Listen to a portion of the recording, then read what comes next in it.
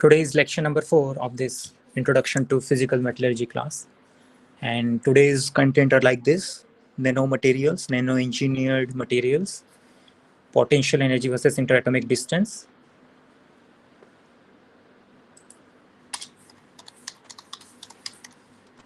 and atomic structure and bonding.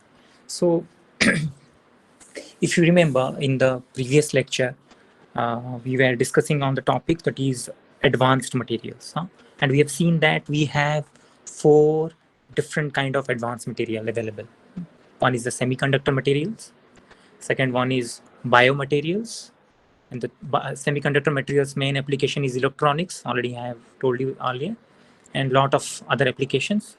And biomaterials, that means those materials will be used inside our body or in any for any implantation, right?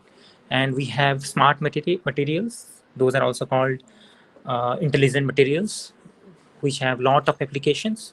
And we have also discussed a lot of examples, right?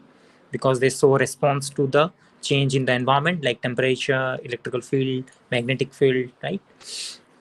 And finally, there is an advanced material called nanomaterials or nano-engineered materials, because we are the metallurgical engineers who can do engineering or who can do designing of the microstructures, as I told. Fine.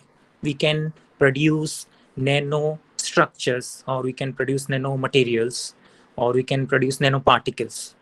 So these are the three basic things: nanoparticles, nanostructure, nanomaterials. Right. Now, what is nano first?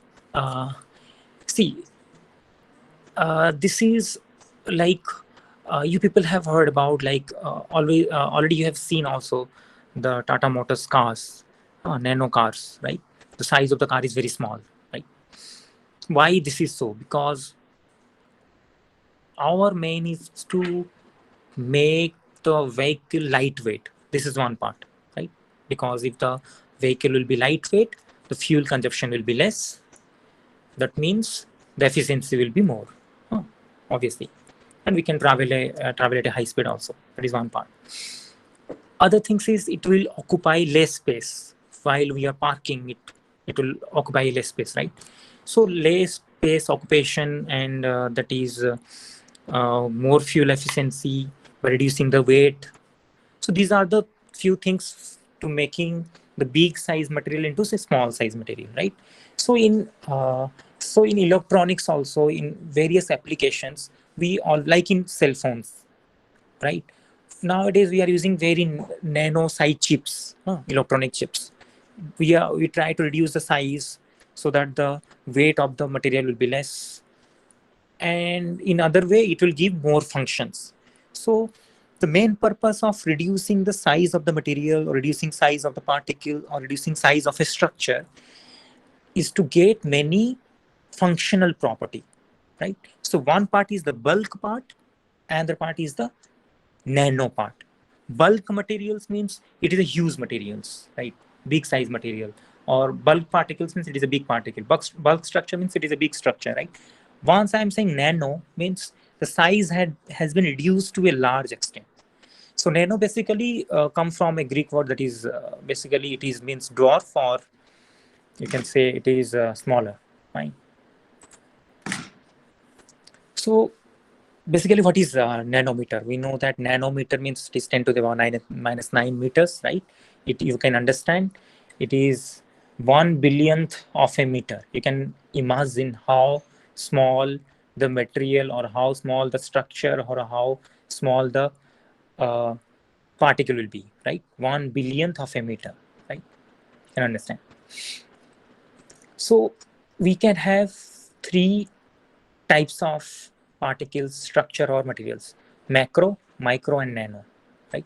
So this is in this direction the size is getting reduced, right? For example, micro size things available in our day-to-day life is bacteria, right? Bacteria are microorganisms. Those are in micron size, 10 to the power minus 6 meters, right? Human hair, our hair also, the diameter of the human hair is in the micron level. But once I'm saying nano, you can see the DNA, Deoxyribonucleic acid, you understand DNA in our body. The diameter of the DNA is in the nano range. The cellulose nanofibrils, these are the natural occurring materials in the wood. And hydrogen atoms, the size of the atom, hydrogen atom, it is in the nano. The nanotubes, if you have heard about this carbon nanotube, right? Those are all the diameter of the carbon nanotubes are also in the nano range, right?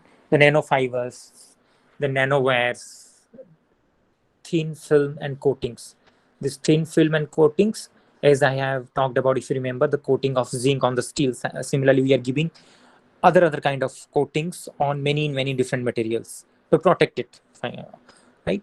So those thickness of the coating will be in the nano range. You can understand how small it will be.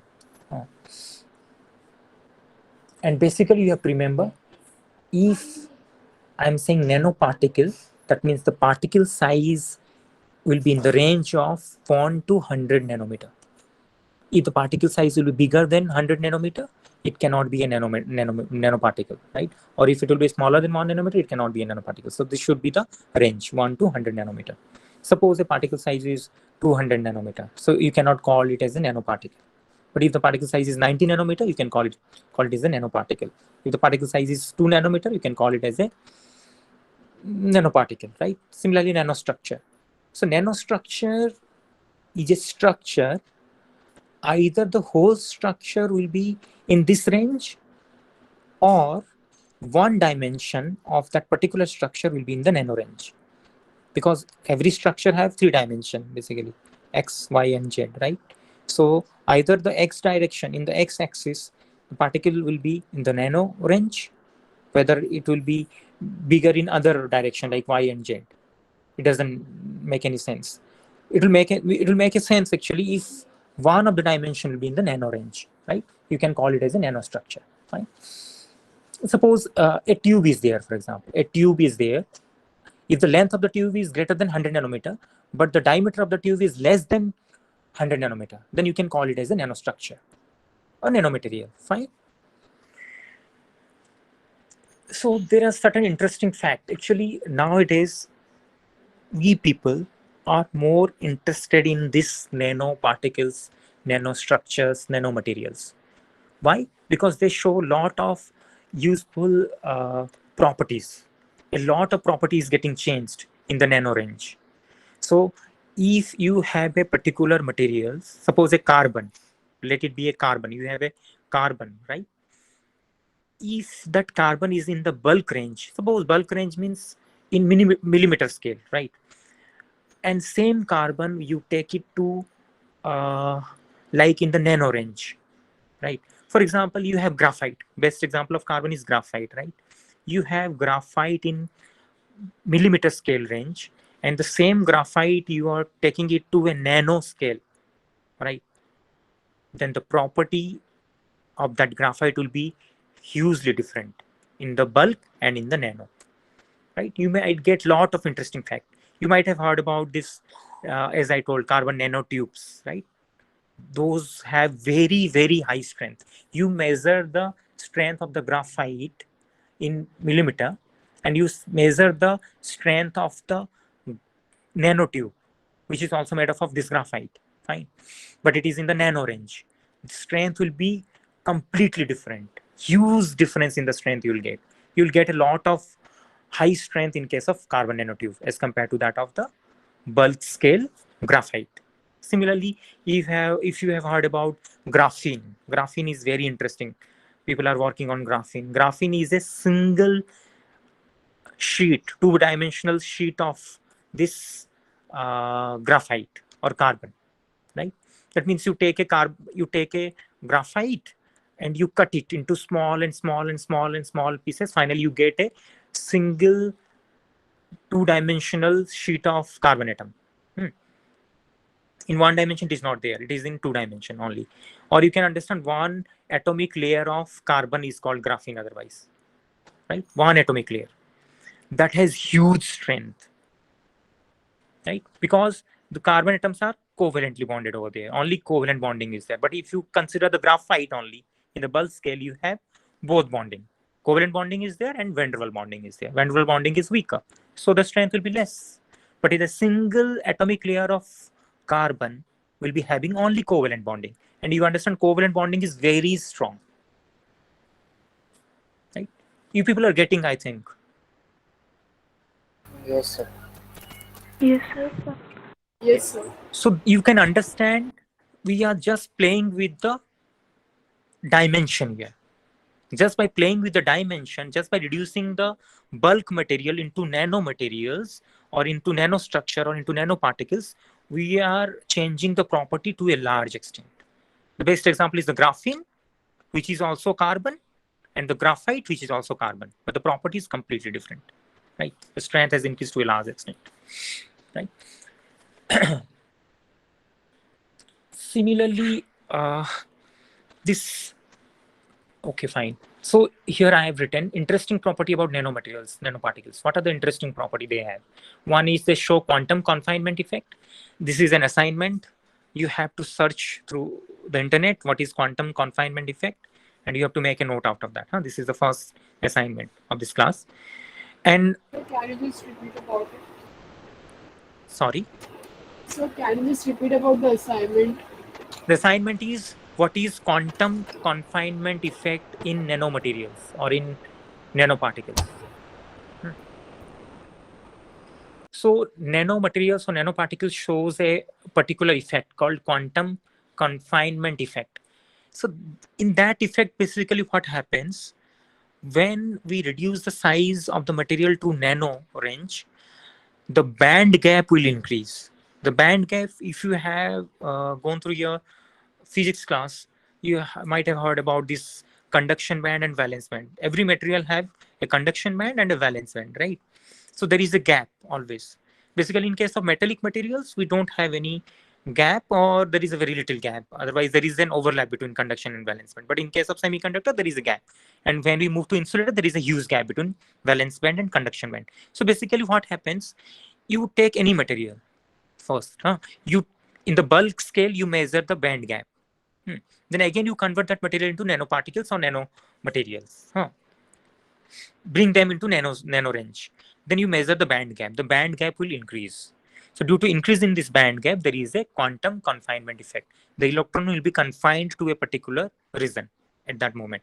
So this is an assignment also. Just I have given you a introduction part. You need to define further. Then this is one of the very interesting fact. The next one is they have high surface area to volume ratio. This is the most interesting thing which happens in the nano range, right? In the bulk range, if you take a material in the bulk range, if you look into the number of atoms on the surface of the material, it will be very less. Same material, you convert it into nanoparticles or into nanoscale, you'll find out that the number of atoms on the surface will be completely higher, right? Completely higher. So if you measure the number of atoms to the volume, or that is actually surface area to volume ratio, then surface area to volume ratio will be higher in the nano range, but in the bulk range, it is very less. So can anybody tell me if surface area will be increased, or if number of atoms on the surface of the material will increase, then what happens to the reactivity?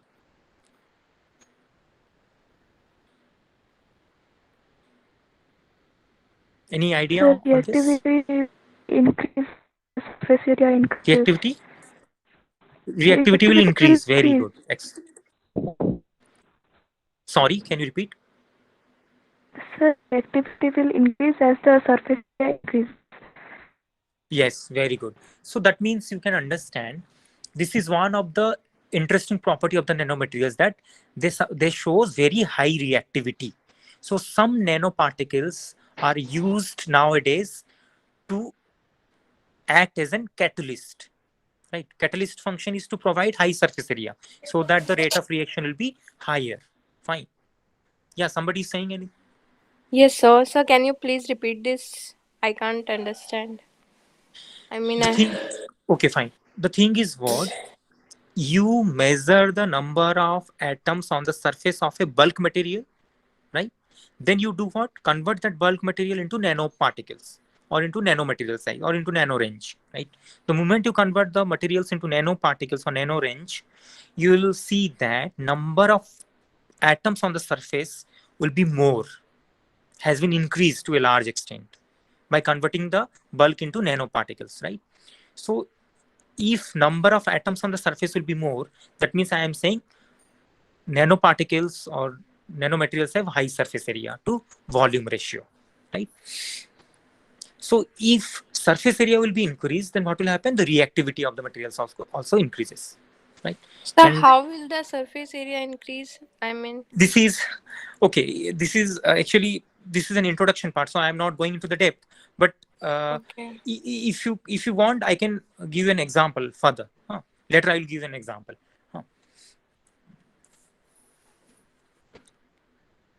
So now, yes. So what I am saying, the reactivity has been increased if the particles are converted from bulk to the nano range, right? So this kind of property are exploit where we need a catalytic property, right? Catalyst, you understand, catalyst function is to provide a high surface area so that the rate of reaction will be more.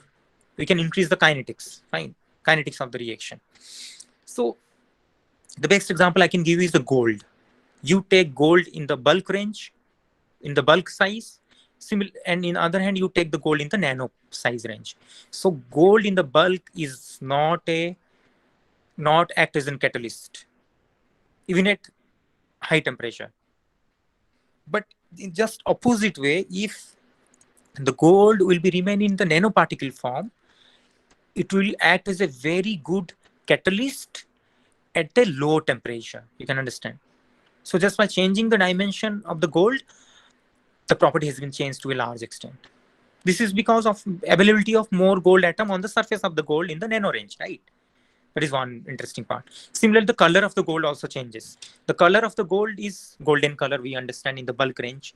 But the moment you convert the gold into 30 nanometer to like 10 nanometer, right? Then what will happen? The color will become orange. From golden color, it will become orange.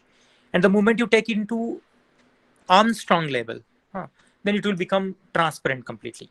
So what I mean to say is the color or the appearance also changes by changing the dimension of the materials, right? In the bulk, it will show a particular color, but the moment it will be in the nano, it will show a different color, right? Similarly, silver also show different colors. You can go through the internet. The silver in the bulk size, what is the color, and silver in the nano size, what is the color. And another interesting point I have written, in bulk material, we have constant physical property, and the moment it is becoming nanoscale, the size dependent property is seen. So why I am saying this, the property of the bulk material is changing when we are moving into nano size range. Suppose at 100 nanometer, the appearance will be different. When you move to 20 nanometer, it will be different. When you move to 1 nanometer, it will be different, right? It is different for different kind of materials. So that means I can say it shows size dependent property. So in the bulk scale, the material do not show any size dependent property, basically, like appearance, colors, like that. But when you move into the nano range, it will show size dependent property.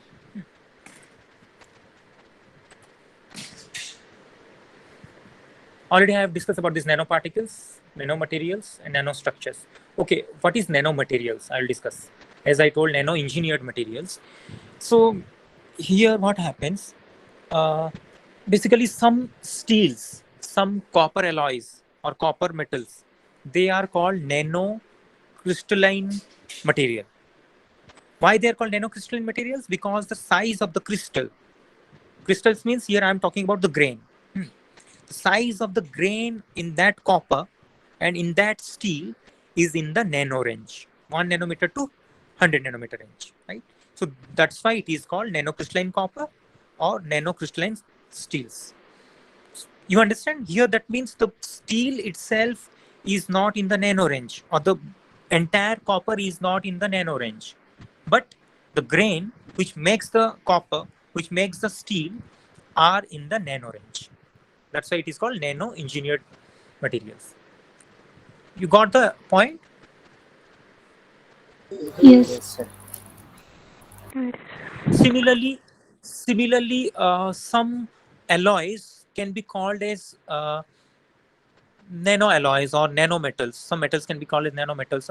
Basically, some alloys can be nanoalloys.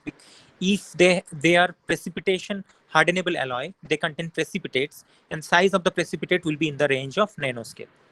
You can call it as a nano materials also, or nanoalloys. Fine. Then you can see the applications here. Application: sunscreen lotions. Uh, Many people use sunscreen lotions. Those contains titanium dioxide particles, and those titanium dioxide particles are of in the nano range. Cosmetics also.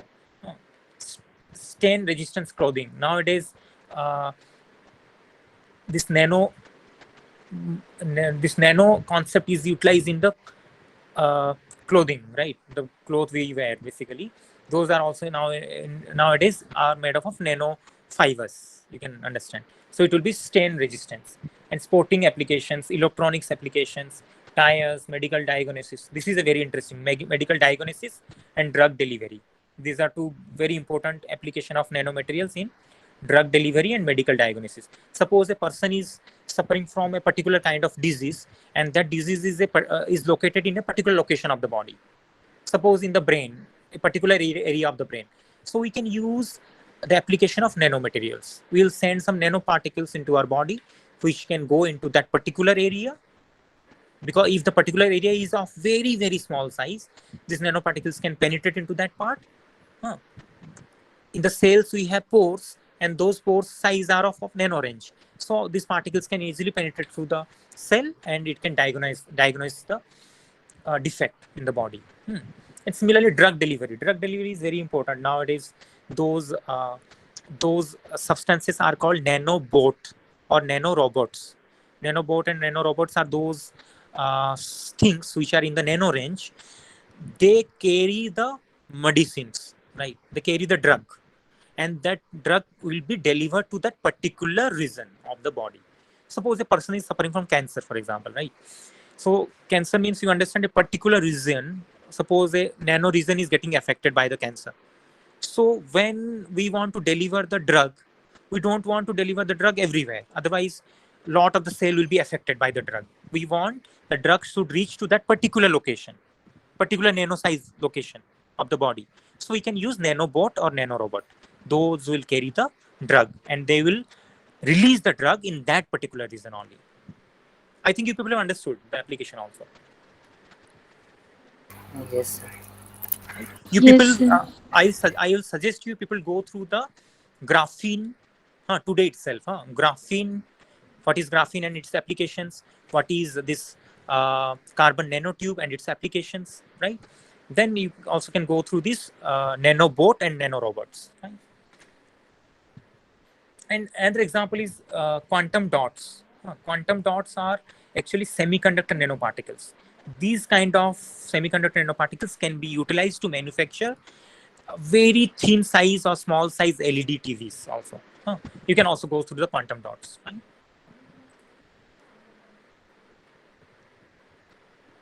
The next topic is atomic Yes, sir. structure. Sorry, yes, Sir, we have math class now at 11:30. 11:30. Okay, fine. Uh, okay, I will take the class at what time? 12:20. Okay, let me remind. You people Yes, please sir. remind me. Yes, sir. You can leave. Thank you, sir. Thank you, sir. Thank you. Thank you, sir.